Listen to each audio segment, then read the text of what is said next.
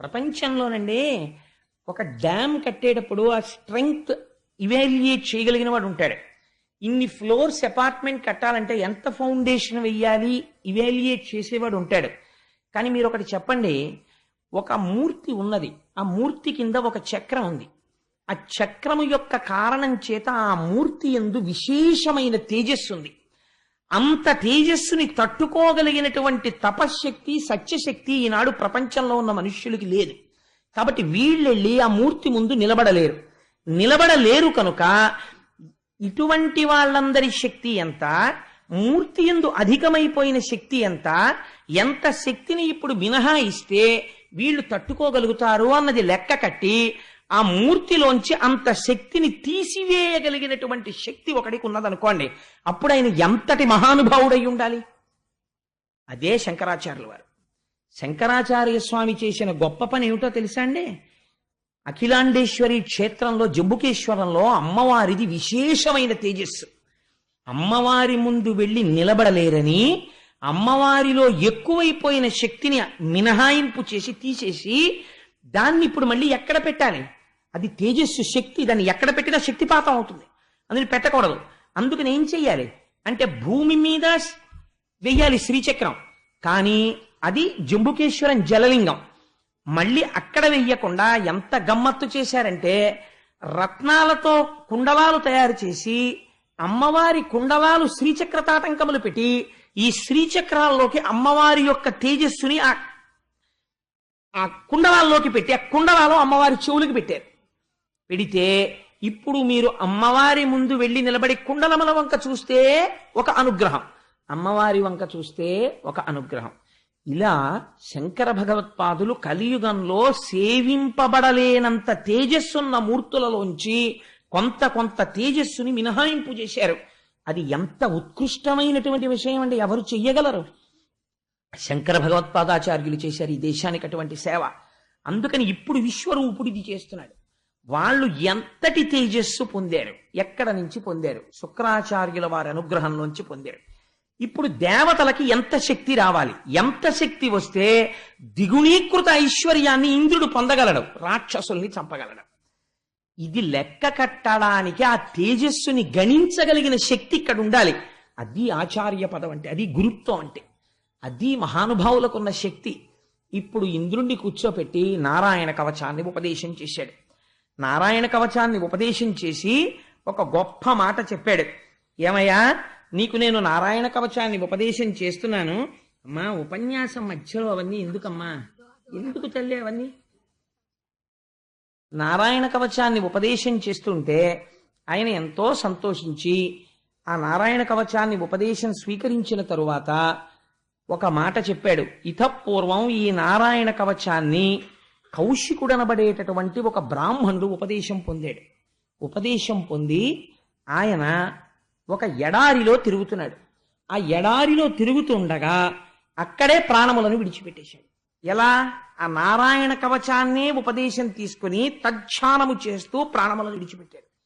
విడిచిపెడితే ఆ నారాయణ కవచము యొక్క తేజస్సు ఏమైపోయింది అంటే ఆయన అస్థికలని పట్టేసింది. ఆయన అస్థి పంజరం ఆ ఎడారిలో ఇసుకలో పడిపోయి ఉండిపోయింది. ఉండిపోతే చిత్రరథుడు అనబడేటటువంటి గంధర్వుడు ఆకాశ మార్గంలో భార్యలతో కలిసి విమానంలో వెళ్ళిపోతున్నాడు. వెళ్ళిపోతుంటే ఎడారిలో పడిపోయి ఉన్నటువంటి ఈ అస్థి పంజరాన్ని విమానం దగ్గరకు వచ్చింది. దగ్గరకు రాగానే అది దాటడం మానేసి ఆ విమానం కింద పడిపోయింది. కింద పడిపోతే అందులోంచి గంధర్వుడు భార్యలతో బయటపడిపోయాడు. బయటపడిపోయి ఇదేమిటి అకస్మాత్తుగా విమానం భూమి మీద పడిపోయింది ఏమిటని తెల్లబోయాడు. ఈ సమయంలో ఒక మహానుభావుడు వాలకిల్యుడనేటటువంటి మహర్షి అక్కడికి వచ్చి, నీ విమానం పడిపోవడానికి కారణం ఏమిటో తెలుసా? నారాయణ కవచాన్ని ఉపదేశం తీసుకుని నారాయణ కవచాన్ని సశాస్త్రీయంగా ఉపాసన చేసినటువంటి ఒక మహాపురుషుడు కౌశికుడనేటటువంటి బ్రాహ్మణుడు ఇక్కడ ధ్యానంలో శరీరం వదిలిపెట్టాడు. ఆ కవచ ప్రభావము అస్థికలకి ఉండిపోయింది. ఆ అస్థికల మించి ఎవ్వరూ దాటి వెళ్ళలేరు, విమానంలోంచి కూడా వెళ్ళలేరు. కాబట్టి నువ్వు ఆ అస్థికలని తీసి మూట కట్టి దగ్గరలో ప్రవహిస్తున్న సరస్వతీ నదిలో నిమజ్జనం చేసి ఆ తదనంతరం నువ్వు స్నానం చేసి ఆచమనం చేసి మళ్ళీ వచ్చి విమానం ఎక్కితే నీ విమానం కదులుతుందన్నారు. అంటే అప్పుడు ఆ చిత్రరథుడు అక్కడ ఉన్నటువంటి ఎముకలన్నింటినీ ఏరి మూట కట్టి తాను తీసుకుని వెళ్లి సరస్వతీ నదిలో నిమజ్జనం చేసి స్నానం చేసి ఆచమనం చేసి వచ్చి రథం ఎక్కాడు. రథం అప్పుడు దాటి వెళ్ళింది. ఈ నారాయణ కవచానికి ఉన్న శక్తి అంత గొప్పదయా, నీకు ఉపదేశం చేస్తున్నాను, స్వీకరించు అని ఆ నారాయణ కవచాన్ని ఉపదేశం చేశారు. ఇంద్రుడు నారాయణ కవచాన్ని ఉపదేశం పొందాడు. నారాయణ కవచాన్ని ఎప్పుడైతే ఉపదేశం పొందాడో ఇప్పుడు శుక్రాచార్యుల వారు ఇచ్చినటువంటి శక్తి కన్నా ఇంద్రుడి యొక్క శక్తి ఎక్కువైంది. ఎక్కువ అంటే గురువుల అనుగ్రహం కలిగింది. రాక్షసులందరినీ ఓడించి మళ్ళీ అమరావతిని స్వాధీనం చేసుకున్నాడు. స్వాధీనం చేసుకుని ఎంతో సంతోషంగా కాలం గడుపుతున్నాడు. మళ్ళీ సంతోషంగా కాలం గడిచిపోతోంది. ఒక మాట అన్నాడు కదండి, మా ఐశ్వర్యం అంతా నీదే అన్నాడు కదా. అంటే అప్పుడు మహానుభావుడు ఆయన అన్నాడు, విశ్వరూపుడు, గురుధనము కూర్పనేటికి గురుశిక్షం తగిలి మంత్ర కోవిదులై సద్గురు ధర్మ నిరతులేనియు గురువులకును శిష్యువరులే కూర్చిన ధనముల్. ఇప్పుడు మళ్ళీ అమరావతి వచ్చింది కదా, సింహాసనం అంతాను. మీతో మాట అన్నాను కదా, నాకున్న ఐశ్వర్యం అంతా మీదే అన్నాను కదా, మహానుభావ మీ అనుగ్రహంతో నేను మళ్ళీ లోకాన్ని పొందాను, స్వర్గలోకాన్ని, కాబట్టి మీరు ఈ ఐశ్వర్యం అంతా అనుభవించవచ్చు. అంటే మీరు గమ్మత్తు చూడండి, నా వలన వాడు ఇంత ఐశ్వర్యాన్ని పొందాడని వాడి ఐశ్వర్యాన్ని అనుభవించే ప్రయత్నం గురువు చెయ్యడు. అందుకని ఆయన అన్నాడు విశ్వరూపుడు, ఓరి పిచ్చివాడా, శిష్యుల యొక్క ధనాన్ని తనదిగా మార్చుకుందామని, శిష్యుల ధనం తను తీసుకుందామని ప్రయత్నం గురువు చెయ్యడు. గురువు అంటే ఏమిటో తెలుసా? శిష్యులే గురువు యొక్క ఐశ్వర్యం. 4 మాటలు విని, గురువుగారు మీరు చెప్పిన మాటల వల్ల మా జీవితం మారింది అన్న శిష్యుడు ఎవడున్నాడో వాడురా గురువుకి ఐశ్వర్యం. తప్ప నీ ఐశ్వర్యం నాకెందుకు, అలా పుచ్చుకునేవాడిని నేను కాను, నాకు అక్కర్లేదన్నాడు. ఇది విశ్వరూపుడు అంటే. ఇంత గొప్ప విశ్వరూపుడు తదనంతరం యజ్ఞయాగాది క్రతువులలో హవిస్సులు స్వీకరిస్తుండేవాడు. ఇంద్రాదులకు ఆ హవిస్సులు ఇస్తుండేవాడు. కానీ ఆయన తల్లిగారి పేరు రచన. ఆవిడ రాక్షస వంశానికి చెందినటువంటిది. కాబట్టి రాక్షసులు ఆయనకి మేనమావులు అవుతారు. ఈ రాక్షసులు వచ్చి, ఒరే నువ్వు మేనల్లుడివి, నీ వలన మేమందరం మళ్ళీ స్వర్గాన్ని పోగొట్టుకున్నాం, నువ్వెళ్ళి దేవతలకి గురుత్వం వహించావు, పోని ఎలాగో వహించావు, ఇంద్రుడికి నీ మీద నమ్మకం ఎక్కువ, ఇంద్రుడు చూడకుండా మాకు కొద్దిగా హవిర్భాగాలు పెట్టేస్తుండు, మేము తినేస్తూ ఉంటాం అన్నారు యజ్ఞంలోవి. అంటే ఇది తప్పే, ఖచ్చితంగా తప్పే, మీకేమి సందేహం లేదు. బాహ్యమునందు ఆచారమునంతది దోషమే. ఎందుకని ఇంద్రాదులకు చెందవలసినటువంటి హవిస్సులోంచి రాక్షసులకు పెట్టడం ఏమిటి అంటే విశ్వరూపుడు పెట్టాడు. ఎందుకు పెట్టాడు అంటే విశ్వరూపుడు తన యొక్క స్వరూపం ఏమిటో ముందే చెప్పాడు. నేను అంతటా బ్రహ్మమును చూస్తాను, నాకు రాగద్వేషములు తెలియవు, ఎవరైనా ప్రార్థన చేస్తే గబుక్కుని వాళ్ళ మాట వినేస్తాను, అందుకని వాళ్ళకి హవిర్భాగములను ఇవ్వడం మొదలుపెట్టాడు. ఇది ఒక రోజున ఇంద్రుడు గమనించేశాడు. అరే రే, యజ్ఞంలో మనకి రావలసిన హవిస్సులు రాక్షసులకు పెడుతున్నాడు విశ్వరూపుడు. ఉత్తర క్షణం యుక్తాయుక్త విచక్షణ కోల్పోయాడు. నేను ఈ పని చెయ్యొచ్చా అన్న ఆలోచన కూడా పోయింది. వెంటనే తన చేతిలో ఉన్న చంద్రహాసాన్ని తీసుకుని మహానుభావుడైనటువంటి విశ్వరూపుడి యొక్క 3 తలకాయలు తెగిపోయేట్టు నరికేశాడు. నరికేస్తే ఆ 3 తలకాయల్లోంచి ఆయన ఒక తలతో సురాపానం చేస్తుంటాడు యజ్ఞవేదిలో. సురాపానం చేసే తల కింద పడగానే ఆడపిచుకగా మారిపోయింది. సోమపానం చేసేటటువంటి తలకాయ కౌజుపిట్టగా మారిపోయింది. అన్నం తినేటటువంటి తలకాయ తీతూపిట్టగా మారిపోయింది. అందుకే ఇప్పటికీ తీతూపిట్ట అరిచింది అనుకోండి అమంగళం అండి అంటారు. ఎందుకో తెలుసా? ఆనాడు బ్రహ్మహత్య జరిగింది ఇంద్రుడి వలన. ఎవరు గురువుగా పెట్టుకున్నాడో ఆ గురువు తలకాయ కోసేశాడు. కోసేసినప్పుడు పడిపోయిన తలకాయే తీతూపిట్టయింది.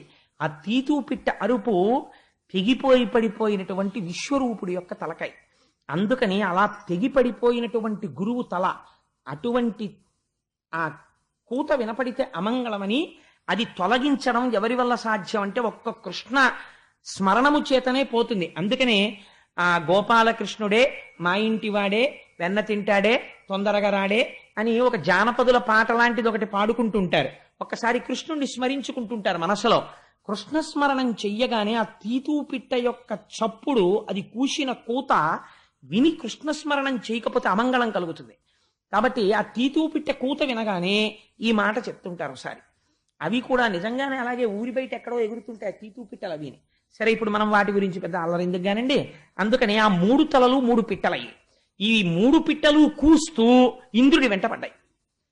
ఎందుకనేది బ్రహ్మహత్యా పాతకం, గురుద్రోహం. గురువుని సంహరించాడు వెంటనే బ్రహ్మహత్యా రూపాన్ని. బ్రహ్మహత్య యొక్క పాపము 3 పిట్టల రూపంలో పైకొచ్చింది. పైకొచ్చి ఇంద్రుణ్ణి తరవడం మొదలెట్టింది. తరవడం మొదలెడితే ఆ ఘోరమైన కోతలు వినలేక ఏడాది పాటు భరించాడు. ఇప్పుడు ఈ బ్రహ్మహత్యా పాతకం తను పెట్టి కూర్చుంటే మనశ్శాంతి లేదు. అందుకని ఇప్పుడు ఈ బ్రహ్మహత్యా పాతకాన్ని ఎవరికన్నా ఇచ్చేసేయాలి. ఎవడు పుచ్చుకుంటాడు? అయ్యా, ఓ 1000 రూపాయలు దానం ఇస్తాను రెండంటే వస్తారు, లేకపోతే బంగారం ఇస్తాను రెండంటే వస్తారు, స్థలం ఇస్తానంటే వస్తారు, లేకపోతే ఏదో పుస్తకం దానం చేస్తానన్నా వస్తారు. అంతేకాని అయ్యా మీకు బ్రహ్మహత్య దానం చేస్తానండి ఓ భాగం రెండంటే ఎవరైనా వస్తారో? ఎవరు రారు. కానీ ఇంద్రుడి యొక్క మాట కాదనలేక ఆ రోజుల్లో 4 ఒప్పుకున్నారు. అది జాతి పర్యంతము నిలబడిపోతుంది ఆ బ్రహ్మహత్యా పాతకం అన్నారు. అలా ఒప్పుకున్న వాళ్ళు ఎవరో తెలుసా అండి? నా మీద కోప్పడకండి, నేను పురాణంలో ఉన్న మాట చెప్తాను కానీ నా సొంత రచనలు చెప్పను కదా. అందుకని 1 భూమి పుచ్చుకుంది, 2 నీరు పుచ్చుకుంది, 3 జలములు పుచ్చుకున్నాయి, 4 స్త్రీలు పుచ్చుకున్నారు. పుచ్చుకుంటే ఇంద్రుడి దగ్గర ఈ 4 పావు వంతు బ్రహ్మహత్యా పాతకాన్ని పంచుకున్నారు. ఆ రోజున విశ్వరూపుడి తల్ల తెగిపోయిన పాపాన్ని. బ్రహ్మహత్యా పాతకం మేం పుచ్చుకున్న తర్వాత కాబట్టి మాకు వరాలు కూడా ఇమ్మని అడిగారు. అడిగితే భూమికి వరం ఇచ్చాడు. ఏమని? ఎవరైనా గొయ్యి తీసినా ఆ గొయ్యి తనంత తాను పూడుకుపోతుంది కొంతకాలానికి, నీకు వరం ఇస్తున్నాను. 2వది చెట్లకి వరం ఇచ్చాడు. ఎవరైనా తెలియక కత్తితో నరికేసినా మొదలుంటే చాలు మళ్ళీ చిగురుస్తుంది, నీకు వరం ఇస్తున్నాను. 3వది నీటికి వరం ఇస్తున్నాను. ఏ పని చేసినా ప్రక్షాళనమనబడేటటువంటి మాట దాని యందు ప్రయోగింపబడదు. మీరు ఏదో ముట్టుకోకూడని వస్తువుని ముట్టుకుని ఓ కాగితానికి తుడుచుకున్నారనుకోండి, అది ప్రక్షాళనం అనరు. నీటి చుక్క ముట్టుకున్నారనుకోండి, వెంటనే ప్రక్షాళనం అయిపోతుంది. అందుకే మంత్రపుష్పం చెప్పేటప్పుడు చేతిలోకి ఇచ్చిన పువ్వులు ఈశ్వరుడి పాదాల మీద వేయాలి కదా. ఓ చుక్క నీరు చేతిలో పోస్తే చెయ్యిలా తుడుచుకుంటాం, ఒక చుక్కైనా సరే చాలు. ఆ ప్రక్షాళన చెయ్యగలిగినటువంటి శక్తి నీటికి ఇచ్చారు. అందుకని ఆ నీటికి వరం ఇచ్చారు. 4వది స్త్రీలకి ఇచ్చారు. ఏమి స్త్రీలకి ఇచ్చిన వరం అంటే కామోపభోగమనందు స్త్రీలకి ఎక్కువ సుఖము కలుగుట అన్న వరం ఇచ్చారట. సరే, అందుకని ఆ 4 వరములు ఇచ్చారు. ఇచ్చిన తరువాత ఈ బ్రహ్మహత్యలో పావు వంతు పుచ్చుకున్న వాళ్ళు ఏ రూపంగా అనుభవించాలి ఇప్పుడు అంటే భూమి ముందు పుచ్చుకుంది. అందుకని ఊషర క్షేత్రములు ఏర్పడ్డాయి. అంటే పంటలు పండనటువంటి ఉప్పుతో కూడినటువంటి ఇసుక పర్రలు ఏర్పడ్డాయి, దాని మీద మొక్క మొలవదు. బ్రహ్మహత్యాపాతకమే ఊసర క్షేత్రమైంది.